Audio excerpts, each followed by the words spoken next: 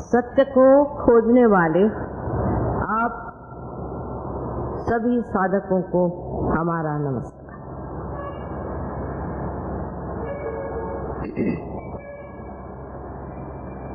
इस भारतवर्ष में अनादिकाल से सत्य की खोज होती रही। ये हमारे शास्त्रों से ज्ञात होता है और अनेक मार्गों से हमने सत्य की खोज की। अपना देश एक विशेष रूप से आध्यात्मिक है। उसका कारण ये कि अपने देश में बहुत सी बातें बहुत सुलभ हैं। हम जानते ही नहीं कि हमारा देश कितना समृद्ध है और कितना पावन है और यहाँ के लोग कितने सरल और मल रहित। विदेश के लोगों को हम लोग म्लेच्छ कहते थे, क्योंकि देखते थे कि ये लोग जो यहाँ आए इनकी सारी इच्छाएं मल की ओर जाती।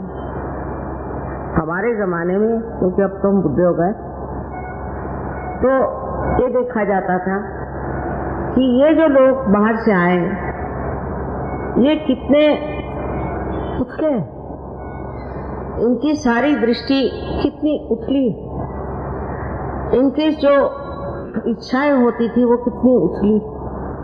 धीरे धीरे अपने देश पर भी इस पाश्चिमात्य संस्कृति की बड़ी जबरदस्त पकड़ आने लगी और उसका कारण ये था कि 300 वर्ष से हमारे खोपड़ी पे लोग लद गए और हम लोग धीरे धीरे ये समझने लग गए ये बड़े कोई महान है जो हमारे देश में आए हैं और हमारे ऊपर राज कर रहे हैं। वास्तविक में इन्होंने सबको बेवकूफ बना कर ही अपना कार्य साध्य। दूसरे कर्मकांडों की वजह से अनेक तरह की विचित्र विचित्र रीतियां कुरीतियां हमारे समाज में आ जाने के कारण हम लोग संस्कृतिहीन बनते, हमारी संस्कृति मिटती गई। विशेषकर उत्तर हिंदुस्तान में मैं कभी भी नहीं सोच सकती थी कि इतने साधक सामने होंगे। इसका कारण हो सकता है कि पूर्व जन्म के आप बहुत बड़े साधक रहे हो और आपने बड़ी साधना की हो, जो आप हठात आज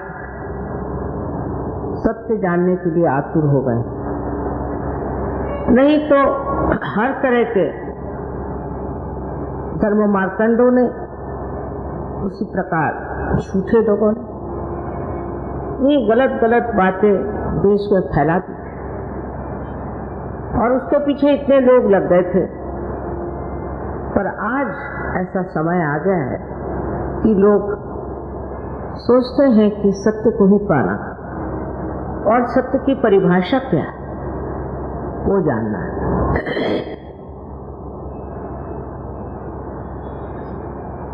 सत्य क्या है ये अगर मैं आपको बताऊं तो आपको विश्वास नहीं कर देना चाहिए, क्योंकि मैं कह रही हूं, किंतु इसे परखना चाहिए। सत्य है कि आप ये शरीर, बुद्धि, मन, अहंकार और कुसंस्कार आदि उपाधि नहीं है, किंतु आप स्वयं साक्षात आत्मा से। आत्मा क्या है? आत्मा उसी परमात्मा का आप में आया हुआ प्रतिबिंब है, रिफ्लेक्शन।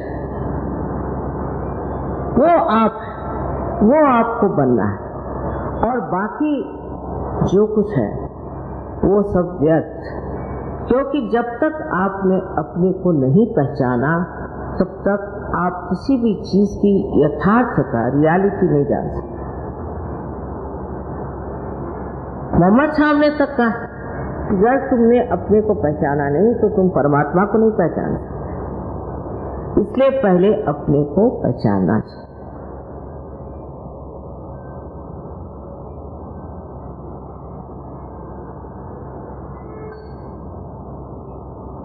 मैंने पहचानना जो है वो एक विशेष स्थिति।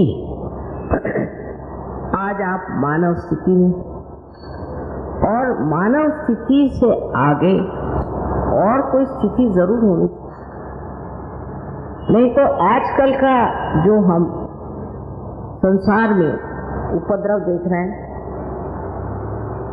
और जो हर तरह की नष्ट भ्रष्ट व्यवस्थाएं देख रहे हैं, तब इसका कोई न कोई ऐसा मार्ग तो होगा ही जिससे मनुष्य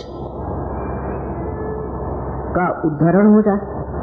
उनके उद्धार की बात तो सब साधु संतों ने करी और जितने भी बड़े बड़े अवतरण हुए उन्होंने कही। फिर वो उद्धार कब होगा और कैसे होगा? सहज प्रणाली की बात मैंने कही, ऐसी बात ये अनादि काल से इसे सहज कहा जाता है। जो ये प्राप्त करना है यह है सहज। पर पहले जमाने में ऐसे ऐसे लोग हो गए जो गलत रास्ते पर लोगों को ले जाते थे। ये किताब पढ़ो तो हो जाएगा, गंगा जी में नहाओ तो हो जाएगा, नहीं तो और कुछ उपद्रव करो तो हो जाएगा। ऐसी नानाविध उपकरणों से लोगों को आच्छादित कर दिया, पूरी तरह से ढक दिया, उनका दिमाग में भर दिया। अब जैसे एक छोटी चीज है सत्यनारायण की पूजा, अब लोग उसमें दिमाग भी नहीं लगाते कि जब नारायण स्वयं सत्य स्वरूप है तो उसमें सत्य लगाने क्या था। अंधे जैसी ये सारी प्रथाएं हमारे यहाँ होती है। ये हिंदू धर्म में हुआ ऐसा नहीं, ईसाइयों में इससे भी ज्यादा और उससे भी ज्यादा मुसलमानों में। लकीर की फकीरी जो पकड़ ली उससे उनका उद्धार तो नहीं हो सकता, कभी भी नहीं। लेकिन जो कहा गया है कि तुम्हारे ही अंदर वो है, उसे खोजो, उसको प्राप्त करो। उस चीज को सब भूल जाते।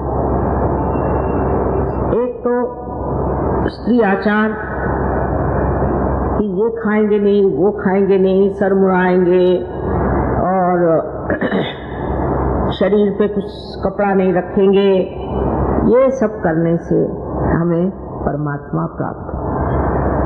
एक सादी सरल बात को सोचना चाहिए कि परमात्मा आपके पिता है।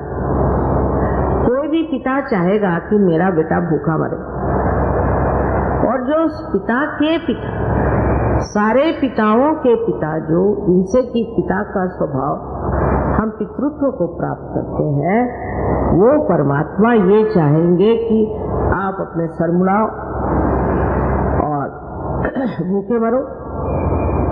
किंतु मनुष्य धर्म के मामले में सोचता नहीं कि जो धर्म हम पालन कर रहे हैं उससे क्या लाभ, उससे हमने क्या प्राप्त। हम तो जानते हैं कि जितने ऐसे धर्मावलंबी हैं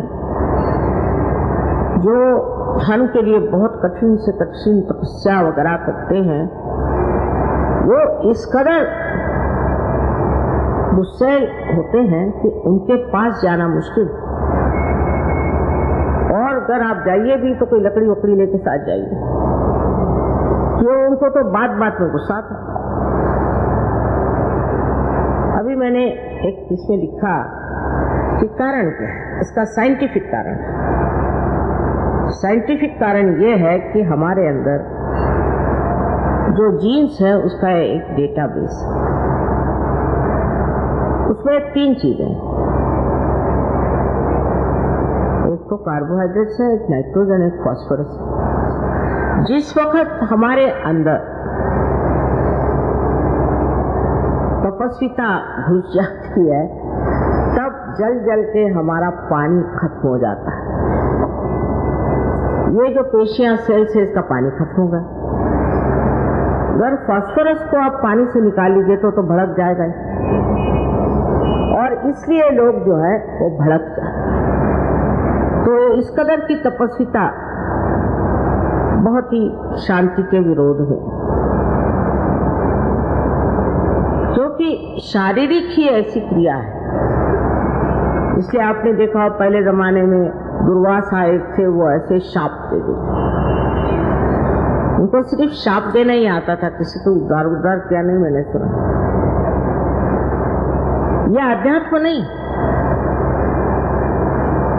आत्मा का प्रकाश एक तरफा नहीं चलता, चारों तरफ चलता। और ऐसा आदमी अपनी शांति में, अपने गौरव में शांत। ये स्थिति आने के लिए कोई चीज छोड़, उसको छोड़, उसको छोड़, कोई चीज छोड़ने के लिए जो भी कुछ संसार में है वो वहां अपनी जगह। जैसे ही आप अपनी आत्मा को प्राप्त करेंगे, कुंडलिनी के जागरण से ये जब घटित होगा, तब आप देखेंगे कि सबके साथ आपका तादाद है। और ऐसी ऐसी कविताएं सूझेंगी, ऐसी ऐसी बातें दिमाग में आएंगी, इतनी सूक्ष्म, जो आपने कभी सोचा भी नहीं, कभी आपने देखा भी नहीं, कभी आपने गौर भी नहीं किया, आपके ध्यान में भी वो बात नहीं।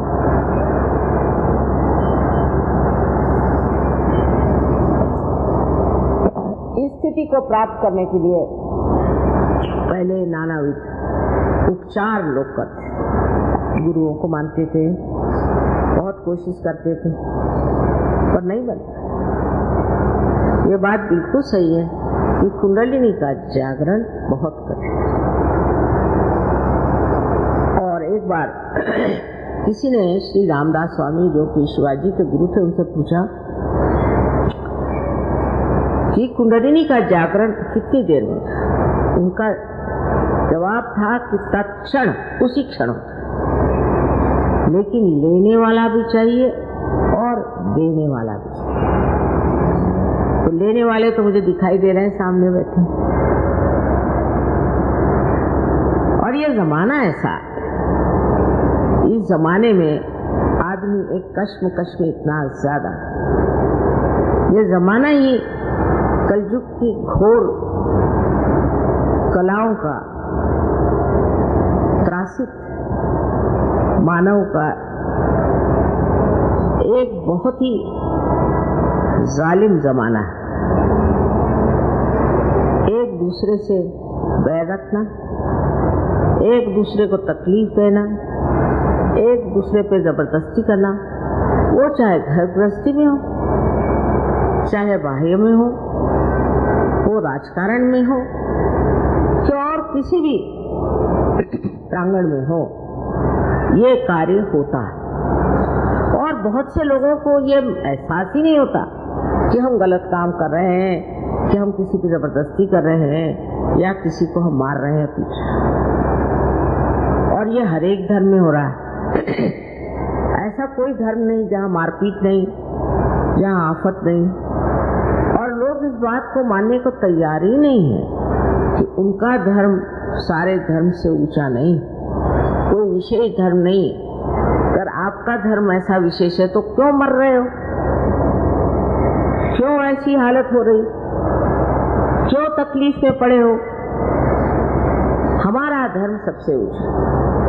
आप अगर कल दूसरे धर्म में पैदा होते तो उस धर्म के लिए आप यही बात, यानी धर्म को लेकर लड़ना, ये परमात्मा के लिए बड़ी भारी लांछना, बहुत बड़ी लांछना।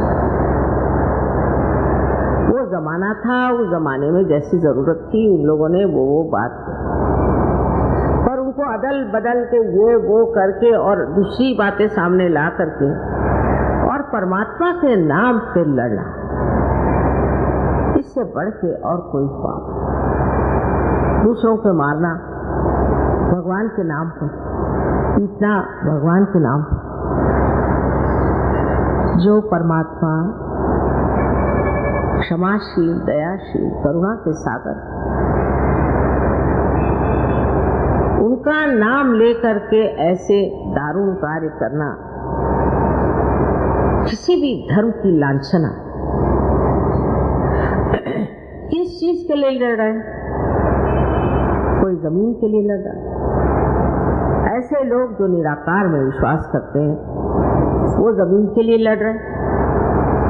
अरे जब आपका निराकार में विश्वास है तो ये जमीन के लिए क्यों लड़ रहे? छोड़ो।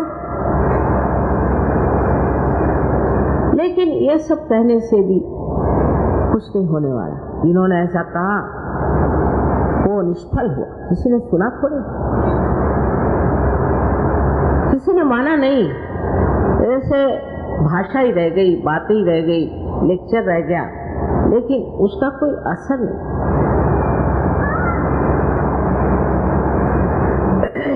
कारण ये कि मनुष्य अंधकार में अज्ञान के पड़ा हुआ। वही कबीर ने कहा कि कैसे समझाऊं सब जगह अंधा। वही बात थी। ये दिल्ली, मैं आपसे कहती हूँ, मैं पहले सोचती थी कि यहाँ सर पटकना बिल्कुल बेकार। फिर उसी दिल्ली में मेरी जीवित अवस्था में मैं देखती हूँ, जाने किन शब्दों से मैं अपने आनंद को वर्णन कर सकती। इस जगह जहाँ कुंडलिनी का नाम किसी ने सुना था, किसी से कुंडलिनी की बात करो तो कहते कि आप हॉरोस्कोप देख के मैं अपना हॉरोस्कोप लेके आता हूँ। सो मैं कहती थी कि यहाँ कौन कैसे होगा, कुछ मालूमात नहीं कैसे होगा। लेकिन बाद में मैंने पाया कि यहाँ कोई पूर्वजन्म के बहुत बड़े साधु संत होंगे, खोजने वाले होंगे, ऐसे बड़े ही कोई धार्मिक लोग होंगे जो इस दिल्ली में आ गए और अब उनको ये इच्छा हो रही है कि हम अपने आत्मा को प्राप्त करें। वो जो उनकी पूर्व जन्म की एक आस थी वो आज जागृत। नहीं तो मैं समझ नहीं पाती। मेरी शादी दिल्ली में हुई और मैं तो सोचती थी हे भगवान ये क्या शहर है। यहाँ तो लोग सिवाय कपड़े के और जेवर के और पैसों के और सत्ता के कोई बात ही नहीं करता, और कोई बात ही नहीं करता, और कोई पूछता ही नहीं। और उसी दिल्ली में आज आप लोग अपने आत्म साक्षात्कार के लिए आए हुए हैं। ये परम भाग्य इस देश का है, इसका सौभाग्य, क्योंकि भारतवर्ष एक बहुत महान देश, एक योग भूमि, लेकिन हम इसके बारे में कुछ जानते नहीं। जब हम इस देश के बारे में कुछ जानते नहीं तो इससे हम प्रेम कैसे करें, इसके प्रति हम जागरूक कैसे होंगे। मैं हैरान, लंदन जैसे जगह में रहती थी, वहाँ का इंग्लैंड देश इतना सा है, इतना सा, उसमें कुछ कहना चाहिए कि हिंदुस्तान के कितना जनान है, बहुत ही कम लोग, पर हर एक आदमी चप्पा चप्पा जानता है, हर एक बात मानता है और बड़े गौरव। वहाँ कोई चीज है नहीं गौरवशाली, सच बात तो। मैंने किसी से पूछा कि ये तुम कहाँ से कांच का बर्तन खरीद लाए, फौरन उसने बताया वो फलाने जगह वहाँ है, नॉर्थ में ऐसा है, और ये वो फैक्ट्री है उसमें बनता है। हराना, वहाँ पड़ोसी आपस में बात नहीं करते, पर हर आदमी जानता है कि ये देश क्या है, हर एक चीज को जानता है, चाहे वो पढ़ा हो नहीं हो कुछ। एक देवी जी थी देहात में, उनके यहाँ गए तो वो ये नहीं जानती थी रशिया कहाँ है, पर लंदन के बारे में, हालांकि देहात में रहती थी, सारे देश के बारे में, देश क्या है वो इतना छोटा सा, एक एक चीज, एक एक बात। और अपने यहाँ तो हम लोग सब साहब हो गए, रहते हिंदुस्तान, या क्या हो गया पता नहीं, किसी के बारे में कोई बात किसी को मालूम नहीं, अड़ोसी पड़ोसियों की बस बुराई करते थे। ये मैं पहले की बात बता रहा, अब नहीं। और कुछ पूछो, हमें नहीं मालूम। बहुत गुस्से से कहा, भाई फलाने कहाँ रहते? अरे वो क्या क्लर्क है क्या? तो नहीं पता, पर ये पता वो तो क्लर्कों की बस्ती। तो आप कौन है? मैं हेड क्लर्क। इस प्रकार इतना घमंड लोगों में था, इतना घमंड, बाबा। और यहाँ तहाँ देखो, छोटी छोटी बातों में सबको बड़ा अपने बारे में ये कि मैं ये हूँ, मैं फलाना हूँ, मैं ठिकाना हूँ। वही हाल पुराने दिल्ली में, वही हाल नई दिल्ली में। और किस बात का घमंड था सो मुझे मालूम नहीं, लेकिन एक तरह का ऐसा वातावरण था, संभ्रांत जिसे कहते, इल्यूजन, संभ्रांत। सबको कोई न कोई इल्यूजन में बैठा होता कि मैं ये हूँ, मैं वो हूँ, वैसा हूँ। अगर आप पुरानी दिल्ली में जाइए तो वहाँ आप पूछे, भला फलानी इसकी दुकान कहाँ? क्यों साहब, हमारी दुकान क्या बुरी? यहाँ बैठिए आप। अरे भाई, आप ऐसी बात करें तो कौन बैठेगा आपकी दुकान में? इस कदर कश्मकश, इस कदर आपसी बैर, इस कदर आपसी बुराई में। वही दिल्ली आज सुव्यवस्थित होना चाहता है, आपस में प्रेम करना चाहता है और उस एकाकारिता को प्राप्त करना चाहिए जो परमात्मा की देन। इससे आप ही बताइए मुझे क्या लग रहा हो। बहुत दुनिया देखी है और इन दिल्ली वालों को मैं 1000 बार नमस्कार।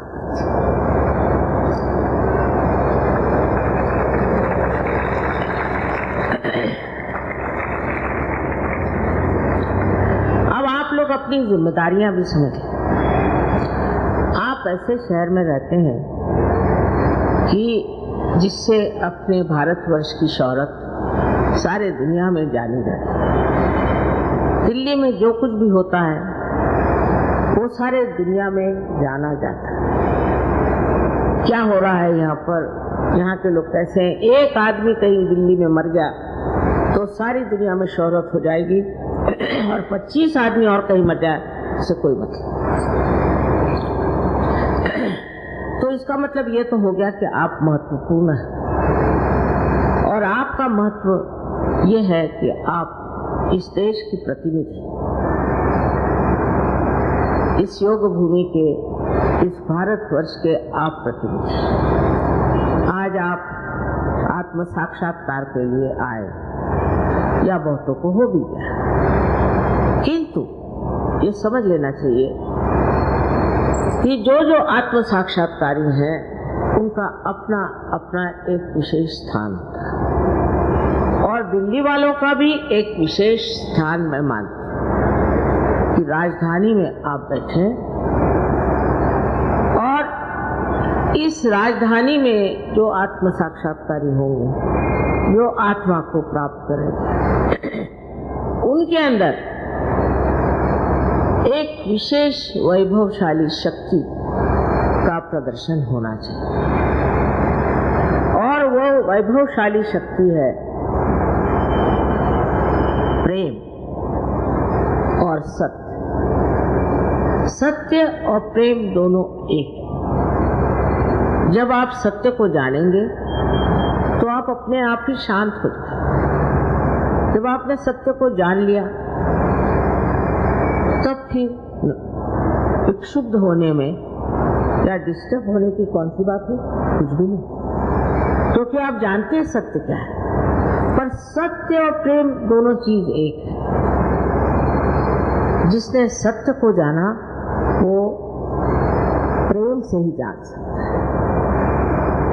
जैसे आप किसी को प्रेम करते हैं तो उसके बारे में आप सब जानते हैं कि इनको क्या अच्छा लगता है, क्या बुरा लगता है, क्या कहना चाहिए, क्या नहीं कहना चाहिए, क्या खाते हैं, क्या पीते हैं, सब चीज आप जानते हैं। उनके बोलने का इशारा क्या है, सब चीज आप जानते हैं अगर आप प्रेम करते हैं और उसके लिए लगन रहती।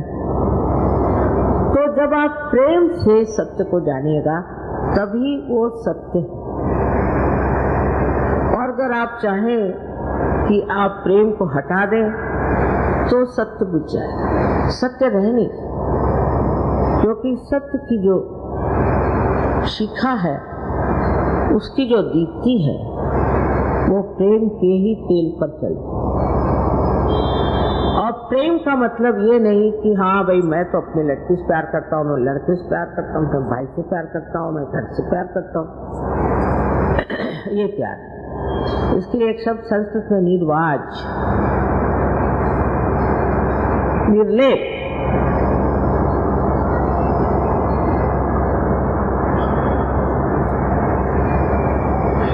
माने अलिप्त, डिटैच्ड। और आप लोग कहेंगे कि माँ प्रेम अगर निर्लेप हो जाए तो बहुत सी बातें छूट जाएंगी। ऐसा नहीं। एक पेड़ की ओर देखिए, उसके प्रेम की धारा, उसका रस सारे पेड़ में चलता है, हर जगह जाता है। उसके मूल में जाता है, उसकी शाखाओं में जाता है, उसके पत्तों पे जाता है, फूलों में जाता है, फलों में जाता है, लेकिन रुकता नहीं। या तो विलीन हो जाता है आकाश की ओर, या वापस पृथ्वी में चला जाता है। वो किसी जगह रुकता नहीं। अगर वो रुक जाए, समझ लीजिए उसको एक फल बड़ा पसंद आ गया या एक फूल बड़ा पसंद आ गया, तो वो पेड़ ही मर जाएगा और वो फल और फूल सभी मर जाएंगे। इसलिए जिसका देना है उसका वो देना चाहिए।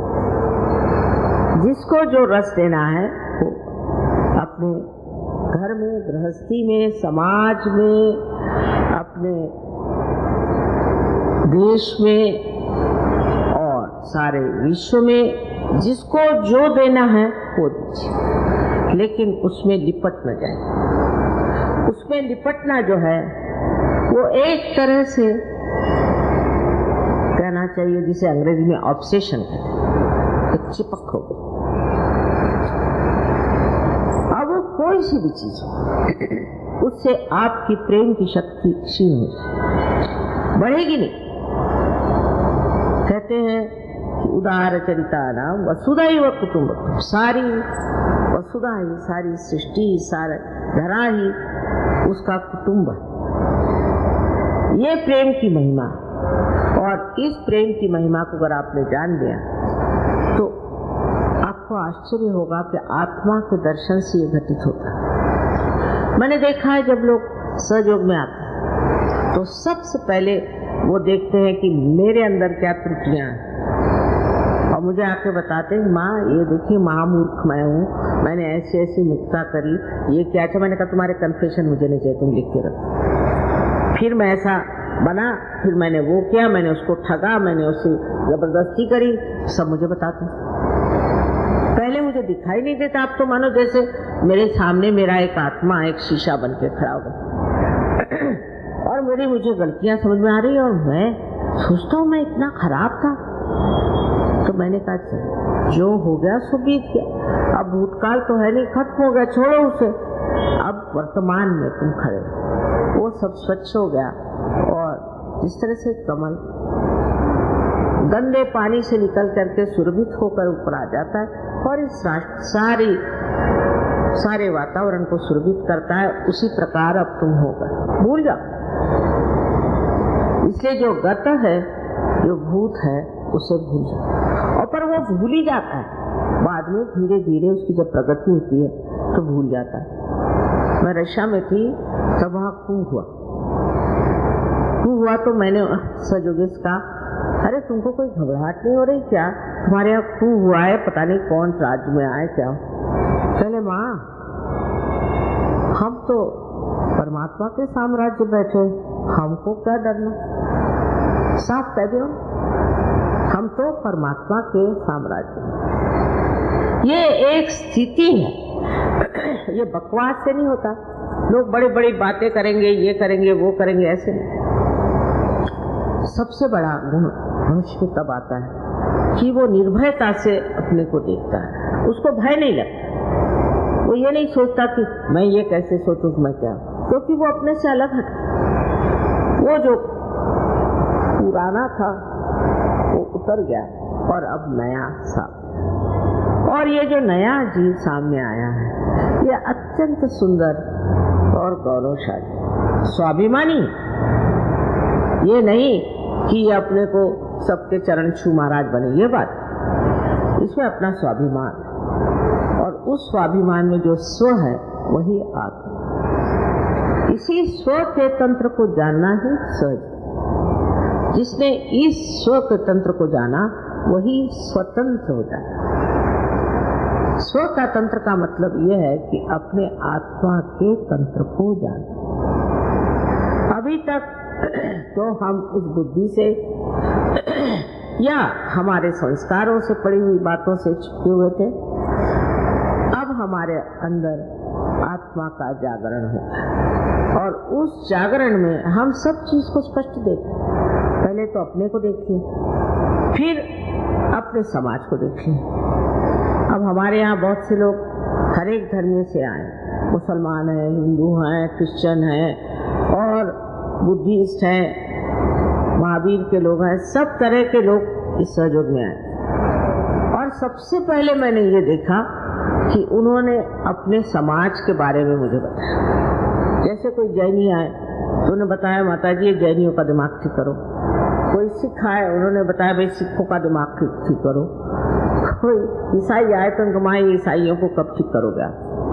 हर एक में मैंने ये चीज देखी कि फौरन वो अपने से हट करके अपने समाज को देखते, अपने घर के लोगों को देखने लगते, समाज को देखने लगते, फिर देश को देखने लगते और फिर पूरे विश्व को, सारे ग्लोबल प्रश्नों को लेकर के वो उलझ जाते हैं कि माँ देखो ये प्रश्न है, अब देखो वहाँ ये हो रहा है, आपको कुछ न कुछ करना होगा, आपको देखना होगा। मैंने कहा तुम अब दुनिया भर की मेरे ऊपर क्यों परेशानी डाल रहे, आप ही कर सकते, इसको आप करिए, इसको आपको ठीक करना है, ये आदमी ठीक नहीं उसको ठीक करें। इस तरह से उलझ गए किस चीज में कि जो सारे विश्व का प्रश्न। बताइए, एक सर्वसाधारण मनुष्य, एक खेतीहर है, वो सिर्फ अपने खेती की बात करे तो समझ में आता है, पर वो भी देख करके कहने लगा कि अच्छा ये राबिन को मार डाला इन लोगों ने, ऐसा क्यों मार डाला? माँ आप इनकी शांति के लिए कुछ करो, इनके शांति का ठिकाना लगा। मैं हैरान हो गया, इसे कहाँ से पड़ा? मैं अखबार में आया था, एक शांति के दूत को मार डाला। आंखों में आंसू, कहा वो इन्होंने कभी उसको देखा भी नहीं, जाना भी नहीं कौन था कौन, पर अखबार में पढ़ा हूँ। इस प्रकार एक सारे ही विश्व के साथ तादाद, विश्व का जो आत्मा है, विश्वात्मा, उसे एकाकारिता घटित, और जो वो आत्मा दुखी है वही अपने अंदर मनुष्य महसूस करता है, ऐसा वो विशाल हृदय होता है। उसको अपनी छोटी छोटी बातें, छोटी छोटी यातनाएं नहीं सोचता। वो ये नहीं सोचता कि मुझे ये तकलीफ है, वो तकलीफ है, ये परेशानी, बिल्कुल नहीं सोचता। उसको लगता है ये विश्व के प्रश्न कैसे ठीक होंगे, ये विशाल ताज। फिर ऐसे आदमी के अंदर शक्ति आ गई, वो भी परमात्मा की शक्ति। जब वो ये सोचने ही लग गया तो वो प्रश्न भी ठीक हो जाता है। उसकी इस विशालता से वो प्रश्न भी अपने आप हल हो जाता है। बहुत से लोगों को मैंने देखा है कि माँ देखिए ऐसा हुआ एक बार कि हमें बड़ा प्रश्न पड़ा कि फलाने देश में ऐसी लड़ाई हो, तो हम लोगों ने सोचा आप प्रार्थना करें, मेडिटेट करें, कुछ करें और इच्छा करें। तो दूसरे दिन पेपर में आया कि सब शांति। अब कोई विश्वास नहीं करेगा अगर कहा जाए कि ऐसा कोई कर सकता है, लेकिन क्यों नहीं विश्वास करता मनुष्य? क्योंकि मनुष्य अपनी विशालता को, अपने बड़प्पन को जानता है। जब तक उसने अपने को पहचाना नहीं तो वो अपना बड़प्पन कैसे जानेगा? वो कैसे जानेगा कि वो क्या चीज है, उसकी गरिमा क्या है और उसकी शक्तियां क्या है? आत्मदर्शन के बाद आपको ये सब प्राप्त हो सकता है। कुंडलिनी के बारे में तो आप जानते ही हैं क्या है, चक्रों के बारे में भी आप जानते हैं कि क्या है, और चक्रों के जागरण से क्या होता है अभिव्यक्ति।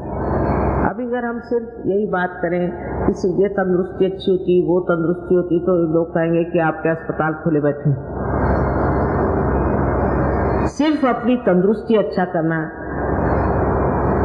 ये अक्सर जो का कार्य नहीं, इस जमाने का पहले जो आता था वो मेरे बाप के, नाना के, दादा के, बाबा के सगे लड़के को कुछ हो रहा है, फिर माँ उसको आप फलाना शराब पी रहा है तो फलाना ये कर रहा है तो फलाना वो, यही चीज चलती थी।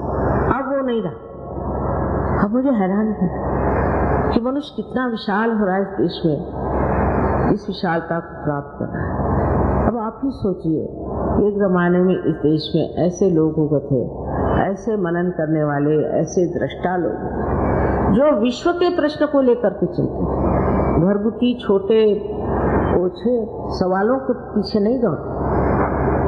अब इन लोगों की आप व्याख्याएं सुने, इन लोगों का दर्शन ले, तो इसी देश में ऐसे महान लोग हो गए जिन्होंने हमेशा महान बातें सोची, महान कार्य। अब हम लोग पता नहीं कैसे किस गर्त पे फंस गए हैं कि उस महानता को असंभव समझते हैं, हो ही नहीं सकता। हम ऐसे कैसे हो सकते हैं? क्यों नहीं? वो जो एक जमाने में लोग, जो लोग एक जमाने में अंग्रेजों से लड़ सके, जिन्होंने देश के लिए इतना त्याग किया, क्या आज हमारे देश में वापस नहीं आ सकते? वो और कौन से देश में जाएंगे जिन्होंने इस देश को इतना प्यार किया? वो क्या इस देश में फिर से जन्म नहीं ले सकते? जिन्होंने त्याग किया देश के लिए, बहुत सारी यातनाएं उठाई, आज वो लोग फिर सहजीव में से जागरूक हुए। मुझे पूर्ण आशा है कि जो अपने देश को प्यार करेंगे और देश की व्यवस्था अच्छी करेंगे, शांति, अमन आदि सब चीजें लाएंगे, उसके बाद जब ये देश ठीक हो जाएगा तो और भी देश देखा देखी ठीक हो जाएगा। हमारे सामने तो विश्व के प्रश्न है ही, किंतु ये सोचना है कि इसमें कौन सा देश अगुवा होता है, कौन सा देश इसका झंडा उठाता है, कौन से देश के लोग ये कहते हैं कि हम एक ऐसा आदर्श देश बनाकर दिखाएंगे जहां लोग ऊंचे आध्यात्मिक स्तर पर, हमारे सहयोग में आध्यात्म का यह मतलब नहीं कि बीवी के छोड़, बच्चों को छोड़ और जंगल में भाग, बिल्कुल भी नहीं। अपने ही अंदर अपने दर्शन करके इस उच्च स्थिति को प्राप्त करना, इस विशेष स्थिति जो हमारे लिए बनी हुई है, जिसे हम प्राप्त कर सकते हैं।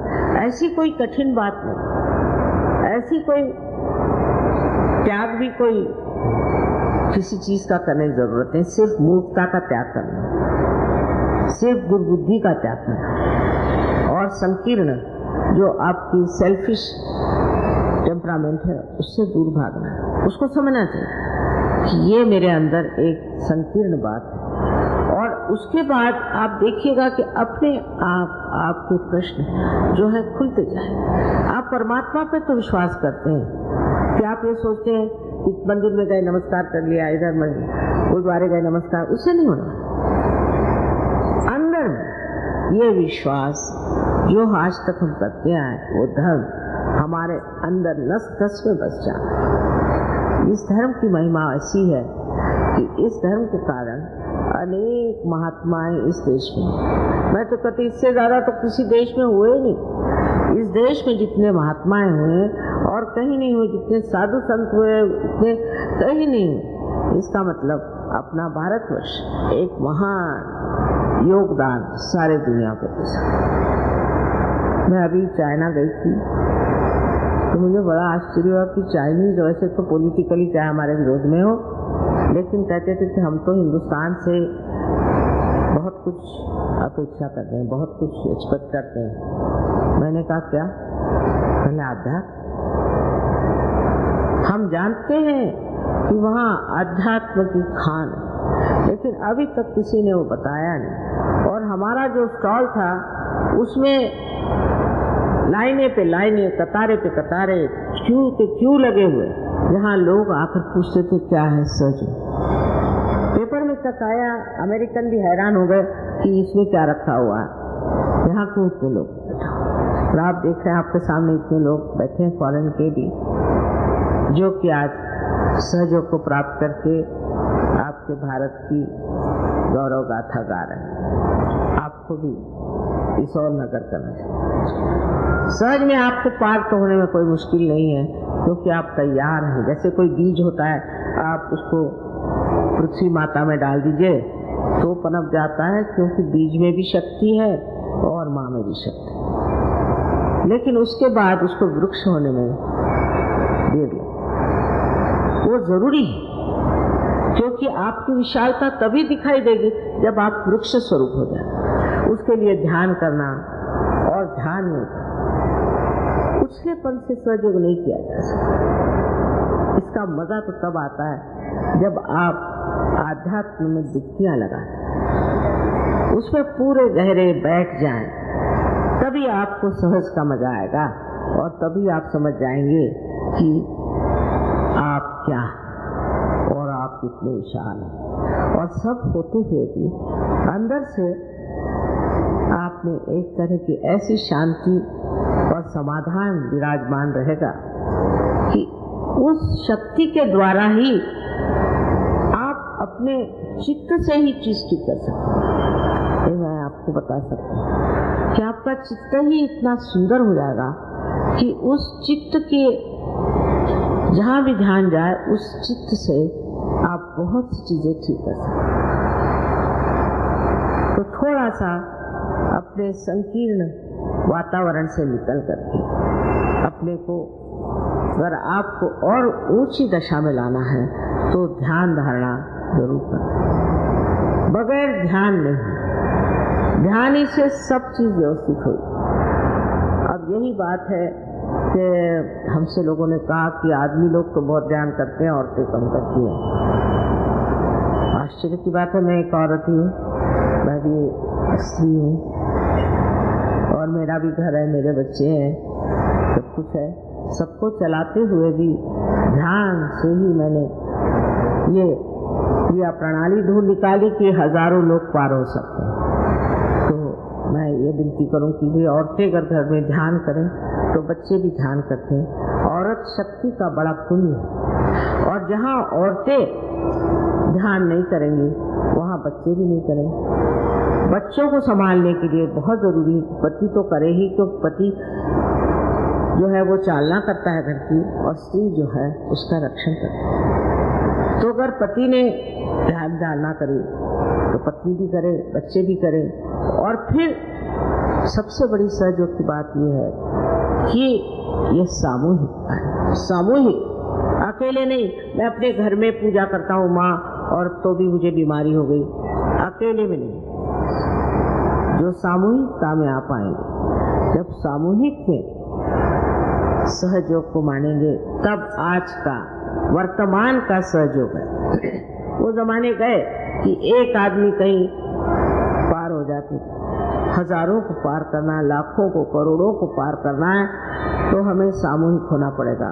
और सामूहिक की शक्ति बहुत जबरदस्त। मुझे बड़ी खुशी है कि दिल्ली में लोगों ने सहयोग को इससे अपने सर आंखों पे उठा लिया और समझा है। इतने संवेदनशील, इतने सेंसिटिव लोग इस दिल्ली में हैं। बड़ी हैरानी की बात है कि जिस महाराष्ट्र में इतने संत साधु हो गए, वहाँ के लोगों को इतनी अकल नहीं जितनी आप लोगों को। मैं देख कर हैरान। वो लोग सोचते हमें सब मालूम है, हाँ ये सब हमने जाना। वहाँ नवनाथ हो गए, वो सब बेकार गए, वहाँ जितने साधु संत हुए सब बेकार।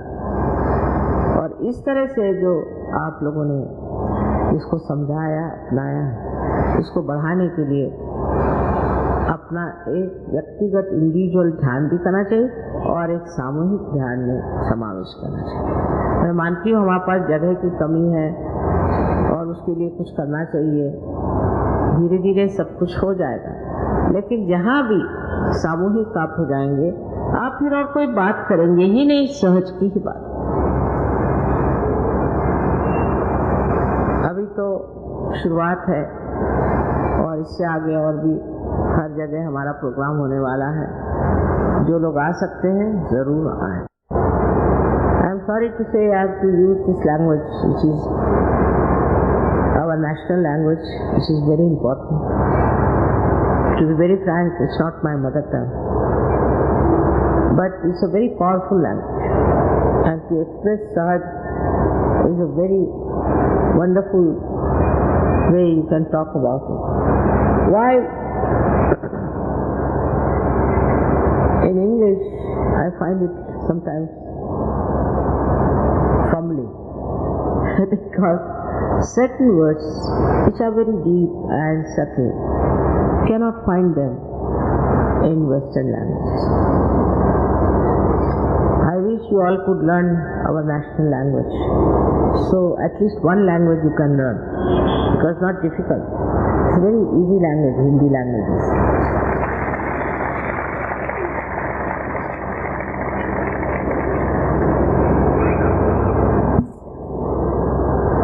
You are all comfortable here, and as you say that you have the comfort of your spirit, I am sure with meeting all these people you must be very happy, and I hope there are no complaints about your staying or your food and all that. I have been just telling them what I have told you before, that love is truth and truth is love. But love should not be attached, it should be detached. When it is detached, gradually you start growing into such a huge, big personality that you can solve the problems of the world. So you have to grow, and for that growth you have to come out of your smaller, narrower lives into wider and wider atmosphere. Once that starts happening, you really grow, and you grow so beautifully that your power can solve the problems of the world. I have spoken so many times in English. I seldom get chance to speak in Hindi or Marathi. I hope my Hindi is not so spoiled that people have been able to understand me. But main thing is that language is of love. When there is love, you don't need any words to express. You can just feel it, and you can assimilate it. You can absorb it, and you can enjoy it. So many of you told me that, Mother, better you speak in Hindi, because when you speak in English we start thinking. We don't want to think. So it's nice when you speak in Hindi, we enjoy it more. And it's really true also sometimes that if too much thinking is done, then you come down to the level of your thinking, and you are not beyond thinking, where you have to be. But I must congratulate you all in the presence of all these people, that your dedication, your understanding, and your depth is also immeasurable.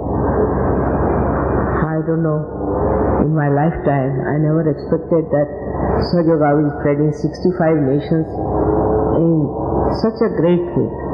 And you are representative of all these countries, and as I told them that you are responsible for your country, where you should develop Sahaja Yoga in such a way that people will follow.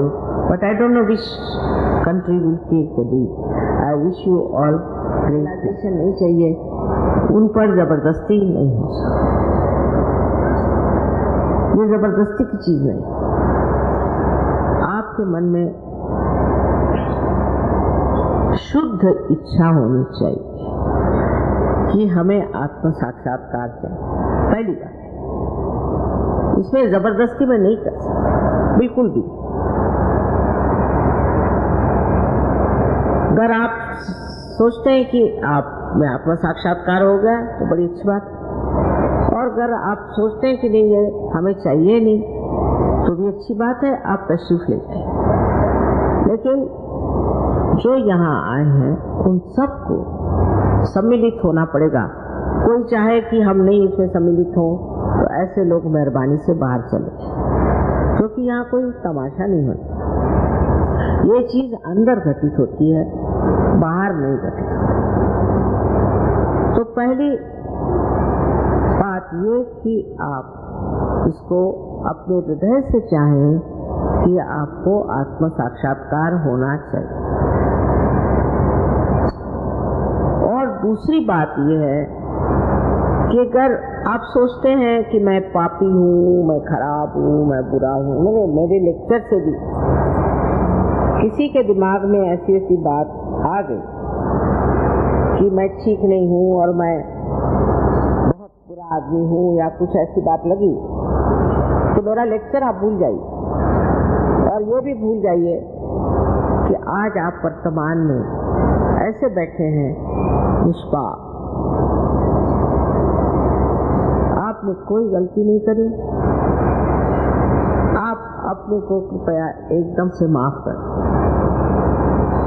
क्योंकि अगर आपने अपने को माफ नहीं किया और आप सोचते हैं मैंने ये ज्यादा गलती की, वो गलती की, मैं गिल्टी हूँ, ये बीमारी परदेश में ज्यादा है, हिंदुस्तान में कम है। यहाँ लोग ज्यादातर नहीं सोचते मैंने गलती करी, पर अगर कोई सोचता हो तो ये विनती है कि वो अपने को माफ कर। बहुत से लोग हैं कहते हैं कि आप पापी हैं और आप इस पाप का दंड दो, इसमें इतना पैसा दो, ये वो। माँ की नजर में कोई बच्चा पापी नहीं है। वो माँ क्या जो बच्चों के पाप को माफ न कर सके। इसलिए आप अपने दिमाग से ये बात कतई निकाल दीजिए, क्योंकि अगर आप ऐसा सोचेंगे कि आप दोषी हैं तो आपका ये चक्र यहाँ लेफ्ट में पकड़ जाए और ये पकड़ जाने से अनेक बीमारियां होती। पहली तो बीमारी जिसको स्पॉन्डिलाइटिस कहते हैं, हड्डी गर्दन की हिल जाती, और दूसरी अंजाइना की बीमारी हो सकती, तीसरे आपके जो ऑर्गन्स हैं वो भी आलसी हो जाते हैं, लेथार्जिक हो जाते हैं। इसलिए आप कृपया अपने को तो पूरी तरह से माफ कर दीजिए इस वक्त। कोई अपनी गलतियां मत सोचिए, कोई अपने गड़बड़ मत सोचिए। अब इसके बाद दूसरी बात यह है कि आपको सबको माफ कर देना पड़ता है। अब आप कहेंगे कि बड़ा मुश्किल है माफ करना, तो किसी को नहीं माफ कर सकते, बड़ा मुश्किल है। किसी को कर सकते, किसी को नहीं कर सकते, ऐसा भी। लेकिन सोचने की बात ये है कि आप माफ करें या न करें, आप क्या करते हैं? कुछ भी नहीं, सिर्फ दिमागी जमा खर्च है कि हम उनको माफ नहीं करेंगे या माफ नहीं करेंगे। सोच करो या नहीं करो। लेकिन जब आप ऐसा सोचते हैं तो आप अपने को छलते हैं, और जिसको आप माफ नहीं कर रहे हैं उसके गलत हाथों आप खेलते हैं और अपने को दुखी करते हैं। तो बेहतर है आप सबको माफ करें। माफ करते वक्त याद ये रखना चाहिए कि किसी भी एक इंसान के बारे में, दो इंसान के बारे में मत सोचिए, पर सबको ही एक साथ माफ कर दीजिए, क्योंकि उनके लिए सोचना भी एक दर्द, सरदर्द हो सकता है। इसलिए सबको एक साथ माफ करना बहुत जरूरी है, क्योंकि ये जो चक्र आज्ञा का चक्र है ये बड़ा संकीर्ण है इस तरह से, और जब तक आप माफ नहीं करेंगे ये खुलेगा नहीं, और ये खुलेगा नहीं तो कुंडलिनी कैसे चढ़ेगी?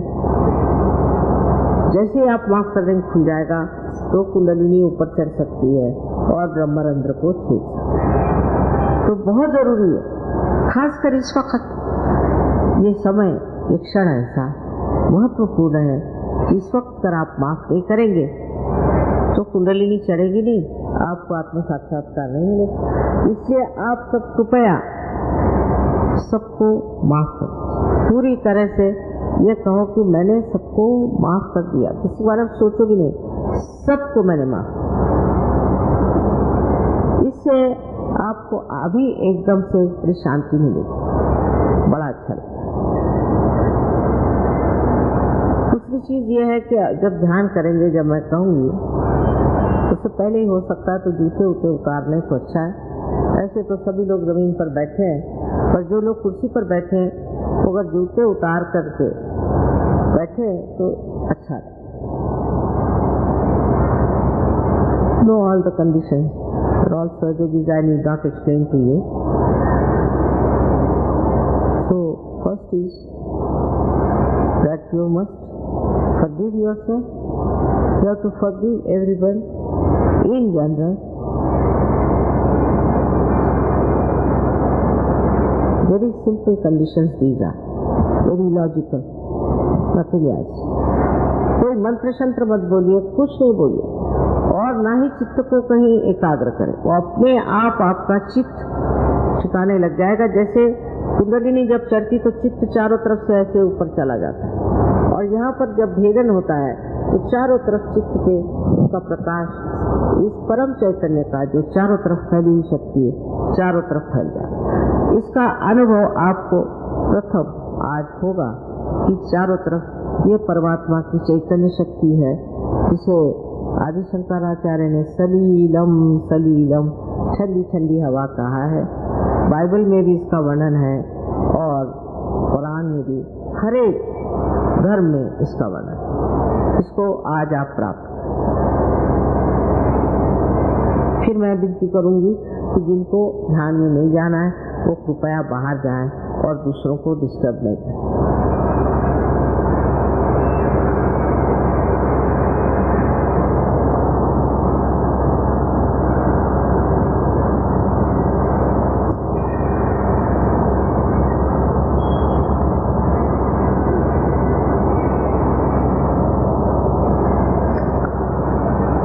हिंदुस्तानी बड़े धनबाद है, बहुत भाग्यशाली। आपके साथ हाथ पैर तोड़ने की जरूरत नहीं। आप जितने जल्दी पार हो जाते हैं, दुनिया में कहीं लोग इतने जल्दी पार नहीं।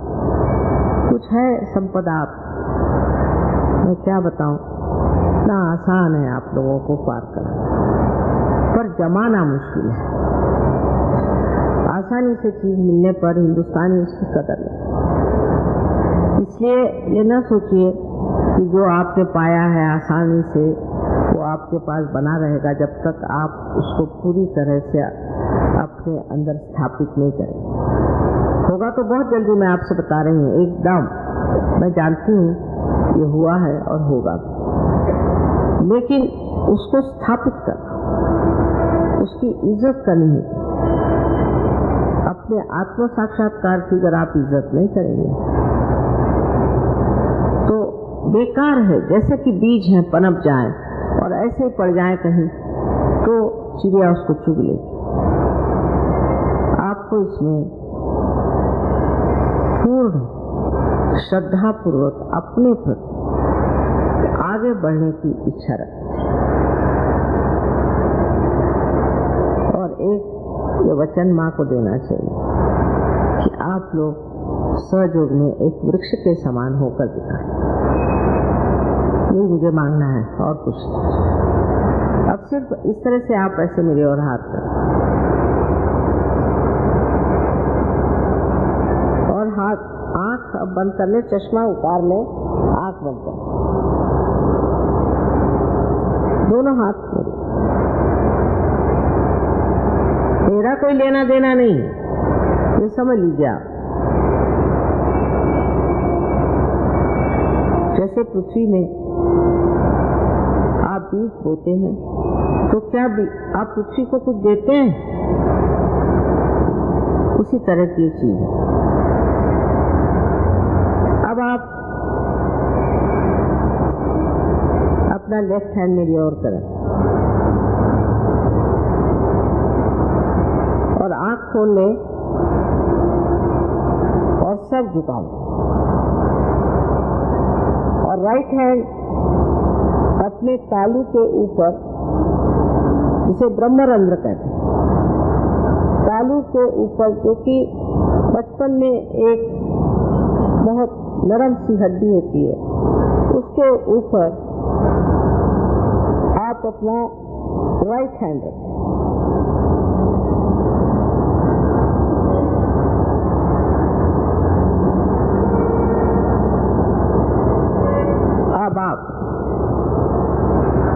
ऐसे सर झुका लें और राइट हैंड मिरर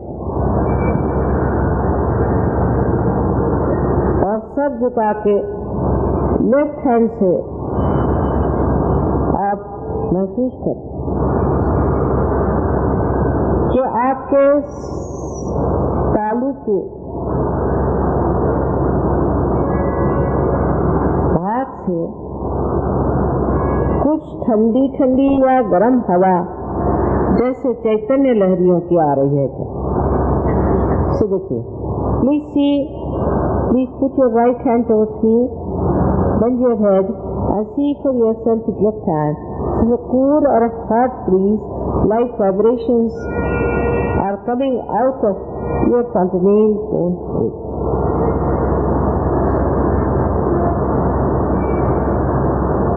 किसी किसी को दूर आती, किसी को नजदीक आती। अगर गर्म आ रही है तो मतलब न तो आपने अपने को माफ किया है या दूसरों को नहीं माफ किया। If it is hot, that means you have not forgiven others, nor you have forgiven yourself. So please do that now. आप लेफ्ट हैंड मेरी ओर, फिर से लेफ्ट हैंड करें। Please put your left hand towards me, please again, and put down your head and see for yourself now with your right hand. Again, if there's a cool or a hot breeze coming out of your fontanelle bone area, left hand मेरे ओर करें और अपने तालू से देखिए कि ठंडी और या गरम हवा आपके सर में से आ रही क्या। गरम नहीं आनी चाहिए, अपने अगर माफ कर दिया सबको और अपने को माफ कर दिया तो गरम नहीं आएगी, एकदम ठंडी आएगी, बहुत ठंडी भी नहीं आएगी।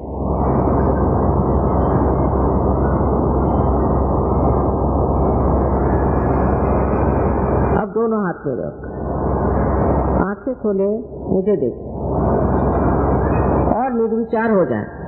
Please put both your hands towards me, open your eyes, watch me without thinking. क्योंकि विचारों से परे जाना है, निर्विचारिता में उतरना है।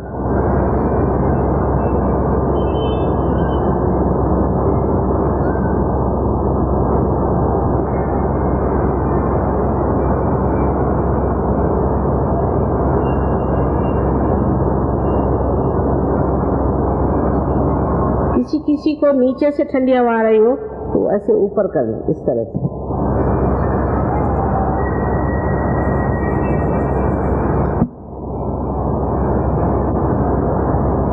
आप जिनके या गर्म हवा या मस्तिष्क से सर के ऊपर तालू भाग से ठंडी या गर्म हवा ऐसी आई हो, महसूस हुई हो, वो सब लोग अपने दोनों हाथ ऊपर करें। Please raise your hands who have felt the cool breeze. पूरी दिल्ली सबको आपको मेरा नमस्कार। अब साधु संत हो गए, पार उतर गए संत जना।